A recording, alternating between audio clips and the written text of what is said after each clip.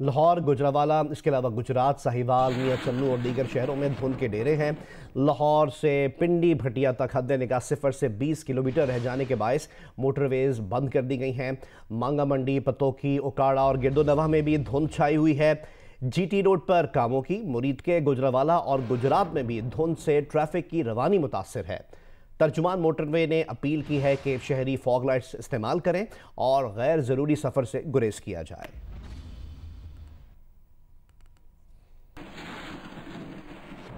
मुल्क भर में सर्दी की शिद्दत बरकरार है। गुज़िश्ता 24 घंटों के दौरान मुल्क के बेशतर इलाकों में मौसम शदीद सर्द और खुश्क रहा। ताहम मालाकन डिवीज़न, गिलगित बल्तिस्तान और कश्मीर में चंद मकामात पर हल्की बारिश और पहाड़ों पर हल्की बर्फबारी हुई। कराची में खुनकी में कमी आ गई है। सबसे सर्द मुकाम स्कर्दू रहा, जहां कम से कम दर्जा हरारत -14 डिग्री सेंटीग्रेड रिकॉर्ड किया गया। अस्तौर में -12, गोपिस में -9, बगरोट में -8, कालाम में -6, हुंजा और दरोश में -4 डिग्री सेंटीग्रेड रिकॉर्ड किया गया। इस्लामाबाद में गुज़िश्ता 24 घंटों के दौरान कम से कम दर्जा हरारत 1 डिग्री सेंटीग्रेड रिकॉर्ड किया गया। कराची में 15, लाहौर में 4, पेशावर में भी 4, कोयटा में 1, मुजफ्फराबाद में 2, फैसलाबाद में 4, मुल्तान में 6 और हैदराबाद में कम से कम दर्जा हरारत 12 डिग्री सेंटीग्रेड रिकॉर्ड किया गया। महकमा मौसमियात की पेशगोई के मुताबिक आज मुल्क भर में मौसम सर्द और खुश्क रहने का इम्कान है।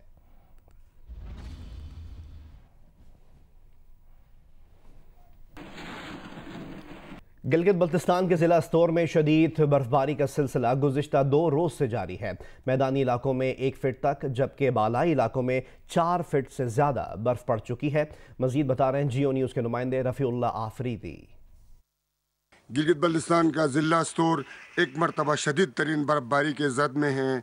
गुज़िश्ता कई रोज़ से वक्फे के साथ शदीद तरीन बर्फबारी का सिलसिला जारी है, जिसकी वजह से एक मरतबा फिर से निज़ाम ज़िंदगी मफलूज होकर रह गई है। जबकि अस्तौर के बलाई इलाकों में 4 फीट से ज़्यादा बर्फबारी हो चुकी है, जबकि यहाँ ज़िले हेडक्वार्टर के गाँव हैं चोंगरा समेत अक्सर इलाकों में 1 फीट से ज़्यादा बर्फबारी हो चुकी है, जिसकी वजह से एक मरतबा ज़िले का मुल्क भर से राबिता मुनक़ता हो चुका है। वाटर सप्लाई का निज़ाम भी दरहम बरहम हो चुका है, जिसकी वजह से भी लोगों को एक अरसे से पानी के हुसूल के हवाले से भी शदीद किस्म के मसाइल और परेशानी का सामना है। मुल्तान में सर्दी की शिद्दत में इजाफे के साथ ही सुई गैस की लोड शेडिंग और कम प्रेशर के बायस शहरी महंगी लकड़ी और LPG इस्तेमाल करने पर मजबूर हैं। रिपोर्ट कर रहे हैं इमरान चौधरी। सर्दी की शिद्दत में इजाफे के साथ ही सुई गैस की लोड शेडिंग क्या हुई। LPG और लकड़ी फरोख्त करने वालों ने भी नाजायज मुनाफाखोरी शुरू कर दी। आवाम की मजबूरी से फायदा उठाते हुए मुल्तान में लकड़ी 600 से 700 रुपए फी मन, जबकि LPG 160 रुपए फी किलो में फरोख्त की जा रही है। और LPG महंगी होने से जहां घरेलू सार्फिन महंगाई से मुतासिर हो रहे हैं, वहीं LPG इस्तेमाल करने वाले ट्रांसपोर्टर्स ने भी किरायों में इजाफा कर दिया है। लकड़ी जो है वो 400 रुपए थी, वो 800 रुपए हो गई है, और LPG गैस जो है वो 80 रुपए से 150 रुपए हो गई है। कैसे गरीब बंदा गुजारा करेगा? ये इस हुकूमत को चाहिए कि कम से कम गरीब बंदे का कोई थोड़ा सा एहसास करे। हमारे इलाके में लकड़ी की बहुत किल्लत है और गैस की बहुत बंदिश हो रही है। गैस की लोड शेडिंग के बायस शहर के मुख्तलिफ इलाकों में आवाम के मुजाहरों का सिलसिला भी रोजाना की बुनियाद पर जारी है। शहरियों का कहना है कि गैस की लोड शेडिंग को बहाना बनाकर महंगी लकड़ी और LPG फरोख्त करने वालों के खिलाफ इंतजामिया कार्रवाई करे और हुकूमत सर्दी के इस मौसम में गैस की बिला ताअत्तुल फराहमी को भी यकीनी बनाए। कैमरामैन आबिद बलोच के साथ इमरान चौधरी, जियो न्यूज़, मुल्तान। क्या हुकूमत बिलावल और मुराद अली शाह का नाम ECL से अब भी नहीं निकालेगी? आज वफाकी काबीना इजलास में नाम निकालने या फैसले के खिलाफ नजरसानी अपील दायर करने का फैसला होगा। वजीर इत्तलात की ये गुफ्तगू हम आपसे शेयर कर रहे हैं। सुप्रीम कोर्ट ने बिलावल भुट्टो और मुराद अली शाह के नाम ECL से फिलहाल निकालने का तहरीरी हुक्म जारी किया है। वजीर आज़म इमरान खान ने वफाकी काबीना का इजलास आज तलब कर लिया, जिसमें 17 निकाती एजेंडे पर गौर किया जाएगा। बरतानिया में मनी लॉन्ड्रिंग और दीगर केसेस की पैरवी के लिए वकला की खिदमात की मंजूरी भी एजेंडे में शामिल है, जबकि ECC और CPAC की काबीना कमेटी के फैसलों की तौसीक की जाएगी। जनरल रिटायर्ड राहिल शरीफ के बैरून मुल्क मुलाजमत के NOC का मामला भी ज़ेर गौर आने का इम्कान है। ज़राए का कहना है कि ECL में मौजूद नाम निकालने के हवाले से खुसूसी कमेटी की तजावीज़ पर गौर होगा। वजीर इत्तलात फवाद चौधरी का कहना है कि वजारत कानून की राय लेने के बाद इस बारे में फैसला किया जाएगा। कल कैबिनेट मीटिंग होगी और उसमें ये बात फैसला जो है आएगा। ज़रा लॉ मिनिस्टर उसके ऊपर अपनी ओपिनियन देंगे। उसके बाद हमने फैसला करना है कि सुप्रीम कोर्ट के इस फैसले पर नजरसानी की दरख्वास्त की जाए या फिर बराह रास्त नाम जो है वो निकाल दिया जाए मुराद अली शाह साहब का और बिलावल भुट्टो का। लेकिन इस फैसले में ये भी साथ लिखा गया है कि नैब जो है वो तहकीकात में आज़ाद है, लिहाजा अब नैब जो है उसने अपनी इन्वेस्टिगेशन करनी है और वो नैब दोबारा रिकमेंड भी कर सकता है इनके नाम ECL पे डाले जाने का। तो अभी देखते हैं कि 2 दिन में क्या डेवलपमेंट होता है। सुप्रीम कोर्ट ने जाली अकाउंट्स केस का तहरीरी हुक्म जारी किया था, जिसमें पीपल्स पार्टी के चेयरमैन बिलावल भुट्टो और मुराद अली शाह के नाम ECL से फिलहाल निकालने का हुक्म भी दिया गया। साथ ही कहा गया था कि बिलावल और मुराद अली शाह के खिलाफ अगर ठोस शवाहिद मिलते हैं तो वफाकी हुकूमत को ECL में नाम डालने का इख्तियार होगा। तफसीली फैसले में GIT रिपोर्ट, जमाशुदा मवाद और शवाहिद फौरी तौर पर नैब को भेजने का हुक्म दिया गया और कहा गया कि GIT तहकीकात में नैब की मुआवनत करेगी और नैब 2 माह के अंदर तहकीकात करके सुप्रीम कोर्ट में रिपोर्ट जमा कराए। ये भी हुक्म दिया गया कि नैब फारूक एच नाइक, उनके बेटे और अनवर मंसूर के भाई से मुतालिक GIT की मवाद का असरनो जायजा ले। केस नहीं बनता तो उनके नाम भी ECL से निकाले जाएं। मुशीर इत्तला सिंध मुर्तज़ा वहाब का कहना है कि अब भी समझते हैं कि जाली अकाउंट केस की GIT झूठ का पुलंदा है। शफाफ ट्रायल हुआ तो यकीन है कि इस मुकदमे से कुछ नहीं निकलेगा। वो जियो न्यूज़ के प्रोग्राम आज शाहजेब खानजादा के साथ में गुफ्तगू कर रहे थे। बादी नज़र में अदालत कहती है कि GIT की जो रिपोर्ट है वो बाकायदा केस बनता है मजीद इन्वेस्टिगेशन का, डॉक्यूमेंट्स एविडेंस के साथ, जो नैब को रेफर किया जाए। और जो वकला थे यानी जरदारी साहब के और दूसरे जो रिस्पॉन्डेंट्स थे उनके वकला थे, वो कोई बहुत ज़्यादा अदालत को कायल करने में कामयाब नहीं हो सके, कन्विंस नहीं कर सके अपने दलाइल के जरिए कि ये केस नैब को नहीं भेजा जाना चाहिए। बहुत कुछ जो पीपल्स पार्टी केस GIT के खिलाफ बना रही थी, अदालत ने वो नहीं कहा। हम आज भी समझते हैं कि GIT रिपोर्ट झूठ का पलंदा था और सुप्रीम कोर्ट ने मामला रेफ़र किया नैब को इन्वेस्टिगेट करने के लिए। वो तो उस रोज़ भी कह दिया था सुप्रीम कोर्ट ने अपने ऑर्डर में कि ये मामला हम नैब को भेजेंगे फॉर फर्दर इन्वेस्टिगेशन। हम आज भी समझते हैं कि अगर सही तरीके से मामले की तफ्तीश की जाएगी और शवाहिद की रोशनी में जो हमारा वर्जन है उसको इनकॉर्पोरेट किया जाएगा तो आखिर में इन केस के अंदर कुछ भी नहीं निकलेगा। और अब जिक्र वफाकी वज़ीर इत्तलात फवाद चौधरी का, जिन्होंने कहा है कि अदालतों को खालिसतन इंतज़ामी नौइयत के फैसलों से इज्तनाब करना चाहिए, वरना तकसीम इख्तियारात का नज़रिया गैर मौसर हो जाएगा। सोशल मीडिया पर पैगाम में फवाद चौधरी ने कहा कि यह फैसला कि अस्पतालों में पर्ची फीस क्या होगी, बहरहाल वजारत सेहत ने तय करना है।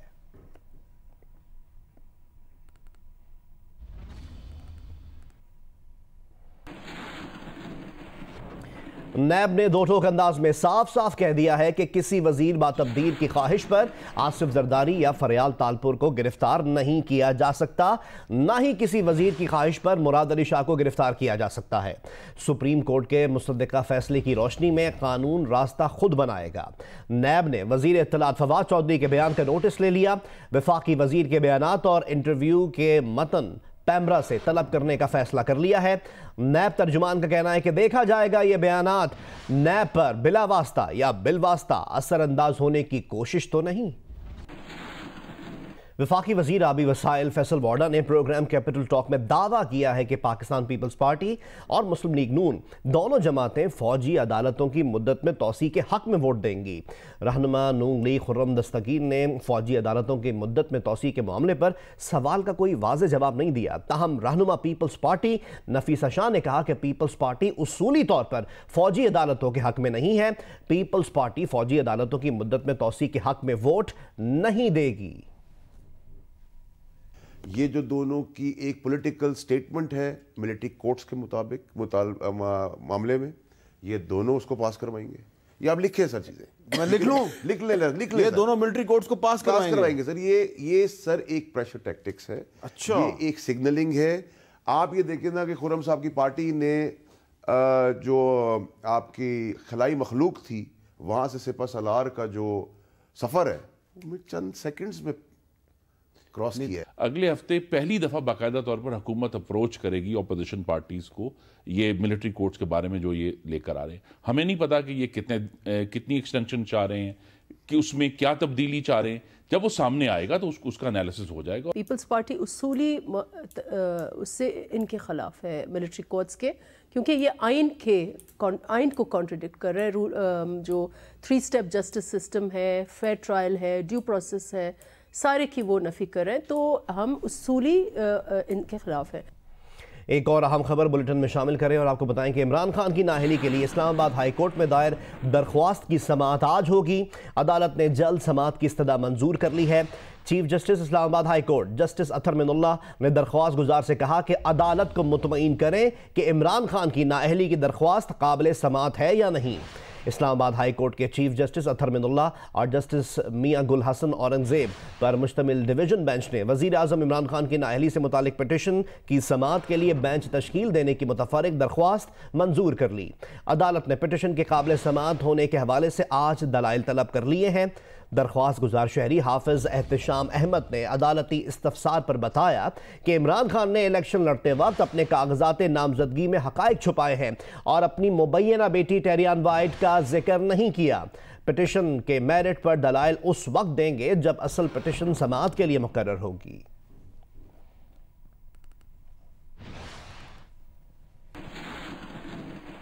और अब आपको बताएं कि सक्खर पुलिस ने अमन व अमान की फ़ज़ा बहाल रखने के लिए कच्चे के जंगलात में डाकुओं का मुहासरा कर रखा है। ऑपरेशन के दौरान इश्तिहारी और रोपोश मुलज़िमान समेत 200 से ज़ायद मुश्तबा अफराद को हिरासत में लिया जा चुका है, जिनसे भारी असलहा और मसरूका गाड़ियाँ बरामद की जा चुकी हैं। ऑपरेशन में हिस्सा लेने वाले पुलिस एहलकार कमांडोज जदीद असलहे, बख्तरबंद गाड़ियों और जदीद दूरबीनों से लैस हैं। SSP सक्खर इरफान अली सम्मो के मुताबिक ज़िला सक्खर के कच्चे के जंगलात बागरजी, सुदोजा और शाबेलों में डाकुओं के ग्रोहों के मुनज़्ज़म होने की इत्तलात पर पुलिस ने ग्रैंड ऑपरेशन शुरू किया। जंगलात में डाकुओं के खिलाफ 6 दिन से जारी ऑपरेशन के दौरान पुलिस को बड़ी कामयाबियां मिली हैं। डाकुओं की दर्जनों पनाहगाहों को गिरा दिया गया या जला दिया गया, जबकि इस दौरान रुपोश और इश्तिहारी मुलज़िमान समेत 200 से ज़ायद मुश्तबा अफराद को हिरासत में लिया गया है, जिनके कब्जे से भारी असलहा और मसरूका गाड़ियां भी बरामद हुई हैं। इस ऑपरेशन में पुलिस एहलकार और कमांडोज जदीद असलहे से लैस हैं। बख्तरबंद गाड़ियां इस्तेमाल की जा रही हैं। जदीद दूरबीनों से डाकुओं की नक्लो हरकत पर निगाह रखी जा रही है। डाकुओं के मुकम्मल खात्मे तक ऑपरेशन जारी रहेगा।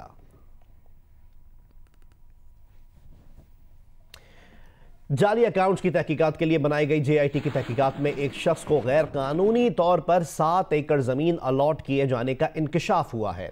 JIT ने लैंड यूटिलाइजेशन से ख़त में दरियाफ्त किया है कि पाबंदी के बावजूद अब्दुल जब्बार नामी शख्स को ज़मीन कैसे रेगुलराइज कर दी गई। JIT के मुताबिक अब्दुल जब्बार को दी गई ज़मीन की अदायगी जाली बैंक अकाउंट से की गई। सफूरा गोट के करीब अलॉट ज़मीन की मालियत 5 अरब रुपए से ज़ायद है। पाबंदी के बावजूद ज़मीन पहले अलॉट और फिर रेगुलराइज्ड कर दी गई।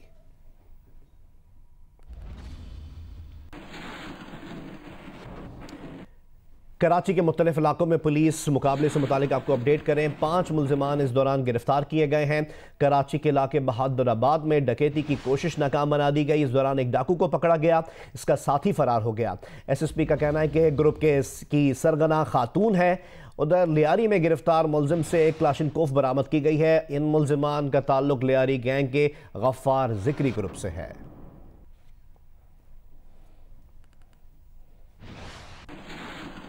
खबर शामिल करते हैं DG खान से। CTD ने DG खान में खुफिया इतला पर कार्रवाई करके दहशतगर्दों को गिरफ्तार कर लिया। तर्जुमान CTD के मुताबिक दहशतगर्दों को DG खान के इलाके झोकतरा से गिरफ्तार किया गया। गिरफ्तार दहशतगर्दों की शनाख्त बिलाल और काशिफ के नामों से हुई है। उनके कब्जे से 3 हैंड ग्रेनेड और दहशतगर्दी की मुआवनत में इस्तेमाल होने वाली रकम बरामद हुई। दहशतगर्द हसास मकामात को निशाना बनाने की मनसूबाबंदी कर रहे थे।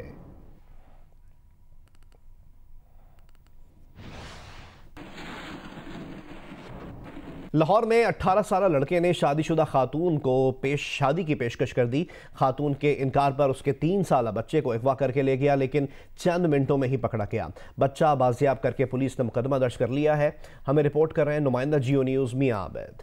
लाहौर के इलाके जोहर टाउन की कच्ची आबादी बीड़ 18 साल अली रजा की खाना बदोश 35 साल खातून से दोस्ती हुई। वो खातून को शादी पर मजबूर करने लगा। इनकार पर उसके 3 साल बेटे को उठाकर भाग गया। खातून ने 15 पर कॉल की। डॉल्फिन स्क्वाड हरकत में आया और खातून की रिहायशगाह से अगली ही गली में मुलजिम अली रजा को धर लिया। बच्चा बाजियाब करवाकर उसकी मां के हवाले कर दिया गया। तर्जुमान डॉल्फिन स्क्वाड के मुताबिक मुलजिम ने इब्तदाई तफ्तीश में इतराफ किया कि शादी से इनकार पर खातून को डराने के लिए उसके बच्चे को उठाया। डॉल्फिन स्क्वाड ने गिरफ्तार मुलजिम अली रजा को मजीद कार्रवाई के लिए मुतलका पुलिस के हवाले कर दिया। मियां आबिद, जियो न्यूज़, लाहौर। मुजफ्फरगढ़ में शुगर मिल्स की जानिब से गन्ने की फसल पर नाजायज़ कटौतियों का सिलसिला जारी है। नाजायज़ कटौतियों के बायस काश्तकारों को भारी माली नुकसान बर्दाश्त करना पड़ रहा है। मजीद बता रहे हैं नुमाइंदा जियो न्यूज़ मोहम्मद अदनान मुजतबा। जिस वक्त मैं मौजूद हूँ शेखू शुगर मिल्स के बाहर, मैं आपको बताता चलूँ ज़िला मुजफ्फरगढ़ में गन्ने का क्रशिंग सीजन शुरू हो चुका है और ज़िला मुजफ्फरगढ़ में 3 शुगर मिल्स की जानिब से काश्तकारों से गन्ना खरीदा जा रहा है। इस वक्त सूरत हाल यह है कि 180 रुपये फी मन के हिसाब से गन्ना तो खरीद किया जा रहा है, मगर जो नाजायज़ कटौतियों का सिलसिला है वो शुरू हो चुका है। फी ट्राली 10 से 20% जो नाजायज़ कटौतियाँ की जा रही हैं, जिसकी वजह जो काश्तकार हैं उन्हें शदीद मुश्किलात का सामना करना पड़ रहा है और उन्हें लाखों रुपए का जो नुकसान है वो भी बर्दाश्त करना पड़ रहा है। ज़िला इंतजामिया की जानिब से काश्तकारों के नुकसानात और शिकायत के इजाले के लिए शुगर मिल्स के अंदर फ्रंट डेस्क तो कायम किए गए हैं, मगर आप ज़िले भर की किसी भी शुगर मिल में चले जाएं, आपको फ्रंट डेस्क पर ज़िला इंतजामिया का कोई नुमाइंदा मौजूद नजर नहीं आएगा। अगर शिकायत भी दर्ज कराई जाए काश्तकारों की जानिब से तो उनका अदाला किसी किस्म का नहीं किया जाता और कुछ जो काश्तकार हैं वो इस वक्त परेशानी का शिकार हैं। जी, जस्टिस आसिफ सईद खोसा पाकिस्तान के 26वें चीफ जस्टिस बनने जा रहे हैं। 18 जनवरी को हलफ उठाएंगे। साबिक वजीर आजम यूसुफ रजा गिलानी और नवाज शरीफ को नाअहल करार देने वाले बेंचेस के सरबराह थे। 3 नवंबर 2007 की इमरजेंसी के बाद परवेज मुशर्रफ के PCO के तहत हलफ उठाने से इनकार किया। गुज़िश्ता 4 साल में 26 साल से ज़ेर इल्तवा 10,000 से ज़ायद मुकदमात निपटाकर रिकॉर्ड कायम कर दिया। हमें तफसीलात बता रहे हैं आजम खान अपनी इस रिपोर्ट में। जस्टिस आसिफ खोसा पाकिस्तान के 26वें चीफ जस्टिस साबिक वज़ीर आज़म यूसुफ रजा गिलानी को बरतरफ करने वाले बेंच के सरबराह थे। साबिक वज़ीर आज़म नवाज शरीफ को नाअहल करार देने वाले बेंच के भी सरबराह थे। साबिक गवर्नर पंजाब सलमान तासीर कत्ल केस में मुमताज कादरी के खिलाफ दहशतगर्दी की दफात बहाल करते हुए फांसी की सजा सुनाई। आसिया बीबी केस में बरियत का फैसला सुनाया। जस्टिस आसिफ सईद खोसा 2007 को लाहौर हाई कोर्ट के जज के तौर पर परवेज मुशर्रफ के PCO के तहत हल्फ उठाने से इनकार कर दिया था। 2010 में सुप्रीम कोर्ट के जज बने। फौजदारी मुकदमात में खास महारत रखते हैं। गुज़िश्ता 4 साल में 26 साल से ज़ेर इल्तवा 10,000 से ज़ायद मुकदमात निपटा कर रिकॉर्ड कायम कर दिया। 2 दहाई से मुंसफी के फराइज सर अंजाम देते हुए कुल 55,000 से ज़ायद मुकदमात के फैसले कर चुके हैं। जस्टिस आसिफ सईद खोसा ने एक फैसले के जरिए ये असूल भी वज़ा किया कि फौजदारी मुकदमात में दूसरी FIR का कोई जवाज नहीं बनता। हाई कोर्ट के 2 जजेस के खिलाफ भी ऑर्डर पास किए। सुप्रीम जुडिशल काउंसिल का रुकन होते हुए जस्टिस शौकत अजीज सिद्दीकी की बरतरफी से मुतालिक नोट तहरीर किया। एक फैसले के जरिए गद्दारी केस में खुसूसी अदालत को सिर्फ परवेज मुशर्रफ की हद तक जल्द ट्रायल मुकम्मल करने का हुक्म भी दिया। जस्टिस आसिफ सईद खोसा 21 दिसंबर 1954 को डेरा गाजी खान में पैदा हुए थे। 1976 में बरतानिया से कानून की डिग्री हासिल की। साबिक chief justice Pakistan justice Naseem Hasan Shah के दामाद हैं। आजम खान, जियो न्यूज़, इस्लामाबाद। और अब जिक्र PSL 4 का, जिसके लिए लाहौर कलंदर्स की किट फाइनल हो गई। लाहौर कलंदर्स के खिलाड़ी एक बार फिर सब्ज रंग की किट ज़ेबतन करेंगे। मारूफ डिज़ाइनर हसन शहरियार यासीन ने भी सबसे ज़्यादा वोट हासिल करने वाली मौजूदा किट के हक में वोट दिया। PSL 4 के किट डिजाइन का मुकाबला हुआ। नौजवान डिजाइनर्स ने बढ़ चढ़कर हिस्सा लिया। सैकड़ों एंट्रीज आई, जिसमें से मुल्क के मारूफ डिजाइनर ने मौजूदा डिजाइन्स में 10 किट को शॉर्ट लिस्ट किया। फिर नौजवानों ने भी डिजाइनिंग के मुकाबले को लाहौर कलंदर की सेहतमंद सरगर्मी करार दिया। बहुत इंटरेस्टिंग थी और इससे हम लोगों को बहुत कुछ सीखने को मिला। बहुत अच्छा इनिशिएटिव है लाहौर कलंदर की जानिब से, क्योंकि इससे पाकिस्तान की यूथ को एक मौका मिलता है कि अपने टैलेंट को पूरे वर्ल्ड के सामने शोकेस करें। लाहौर कलंदर्स के COO समीर राना का कहना है कि नौजवानों ने डिजाइनिंग में बेपनाह दिलचस्पी ली। बड़े बड़े डिज़ाइनर्स से भी करवा सकते हैं लाहौर कलंदर के डिज़ाइन।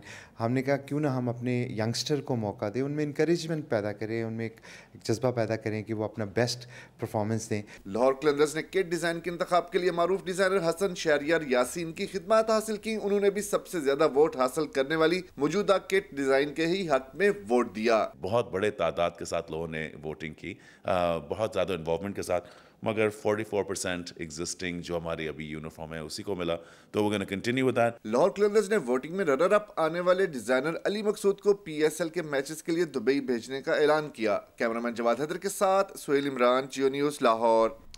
सर्च इंजन गूगल का पाकिस्तान क्रिकेट टीम के पहले कप्तान अब्दुल हफीज़ कारदार को खिराज तहसीन।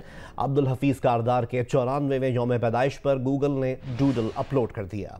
अब्दुल हफीज़ कारदार पाकिस्तान की अव्वलीन टेस्ट टीम के कैप्टन थे। कारदार 17 जनवरी 1925 को लाहौर में पैदा हुए।